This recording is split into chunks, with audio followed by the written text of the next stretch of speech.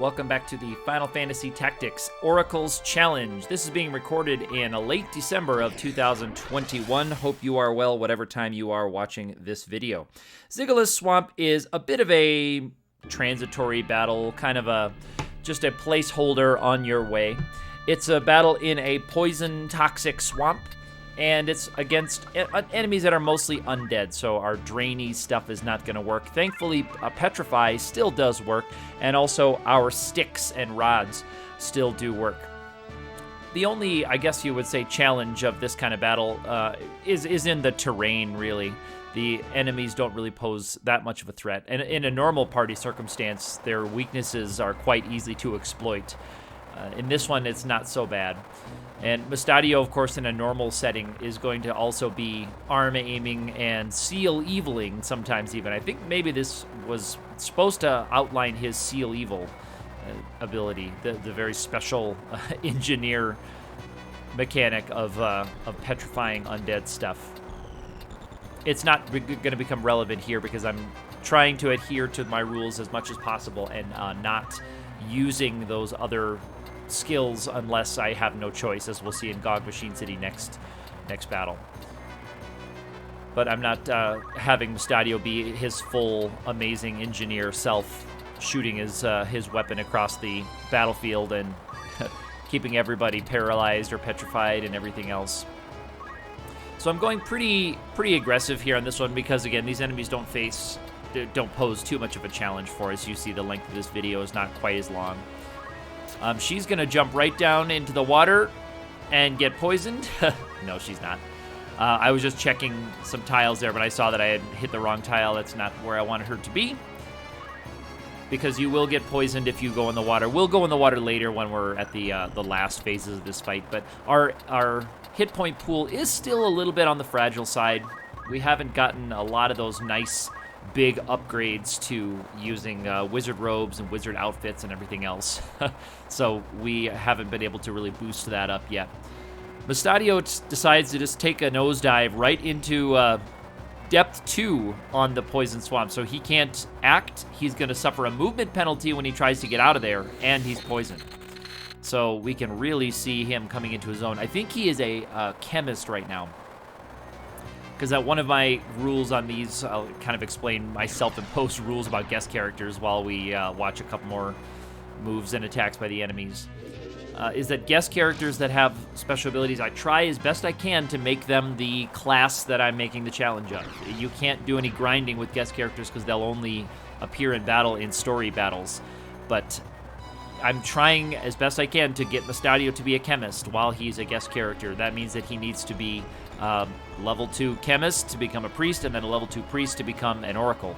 So I would need to have him pick up a job level as a chemist, but I don't want to use abilities that I don't have access to. So I've sold all of our items, so even as a chemist, he can't use items while he's in this fight to pick up the JP. He's going to have to basically do physical attacks on enemies, which as a chemist he really is unlikely to do.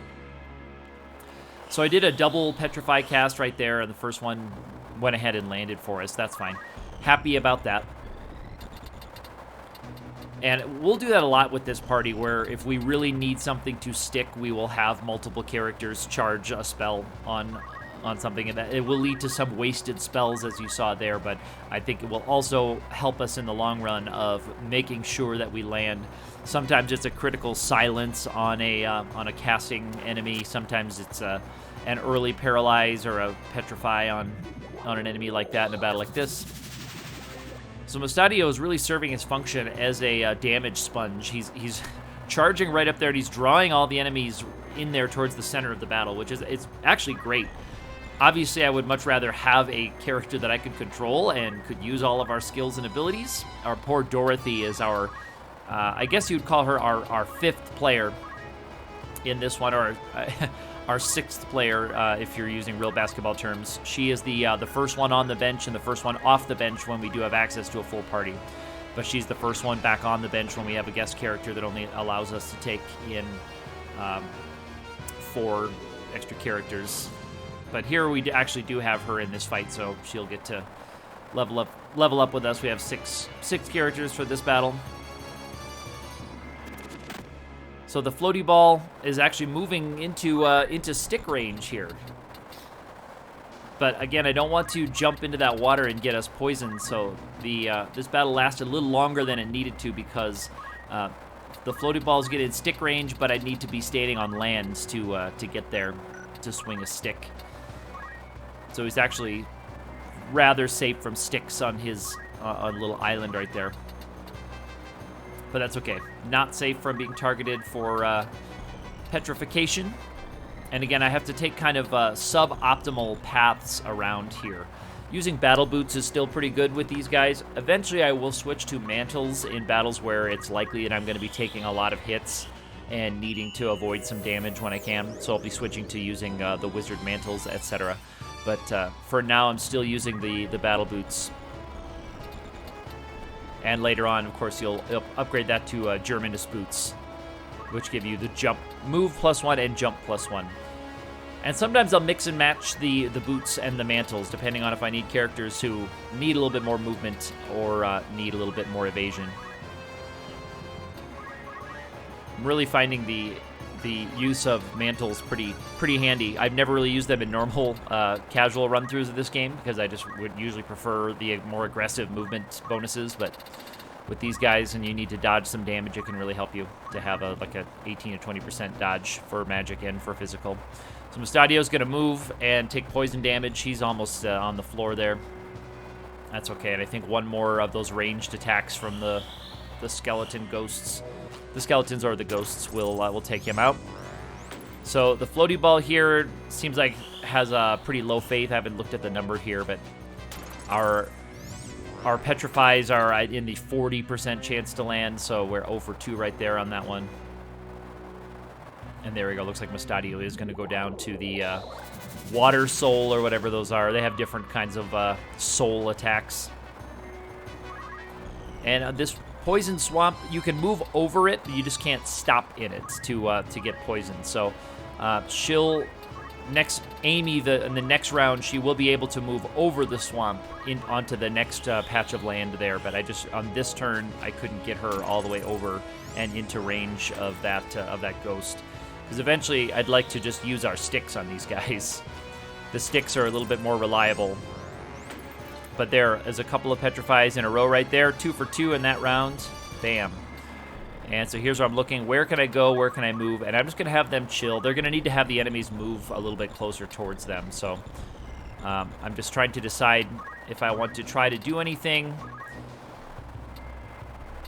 If it's worth doing anything like that. They are I believe those two are the same zodiac sign. That's why their compatibility is not great. So even landing faith on them is not super good. I was not very smart about recruiting characters at the beginning of this game with a good diversity of zodiac signs.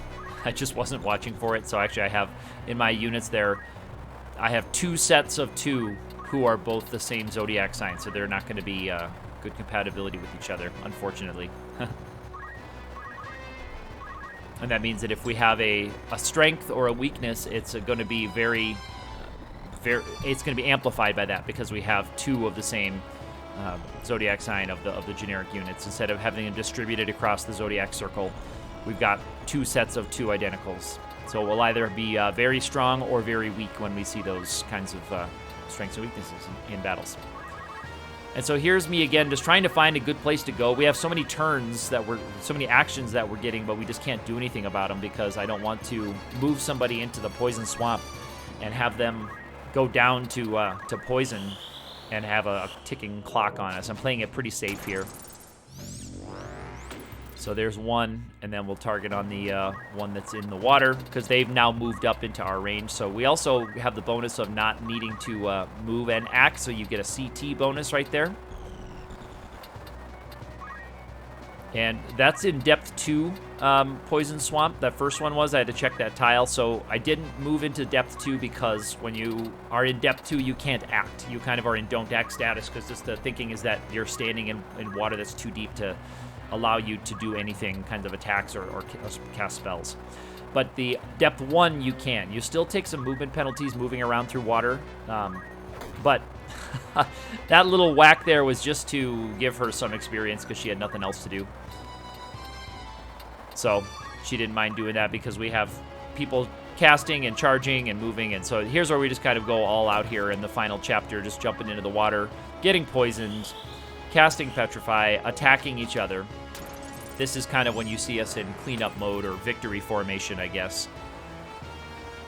And so he's going to move up into depth 1. He's going to do an attack interesting on a character who's got full health. I don't think he could actually take anybody out from where we were because we were pretty much full health on the way going into this last chapter of the battle. So I don't think there was much he could do, and there's Petrify landing on him there. So that is it for the swamp. We're heading to the Gog Machine City. We've got a much more interesting battle coming up. So watch out for that video when it comes up. If you like these videos, hit that thumbs up button, subscribe, leave a comment down below, or hit me up on Twitter where I am also active _ATE. We will see you in the next battle.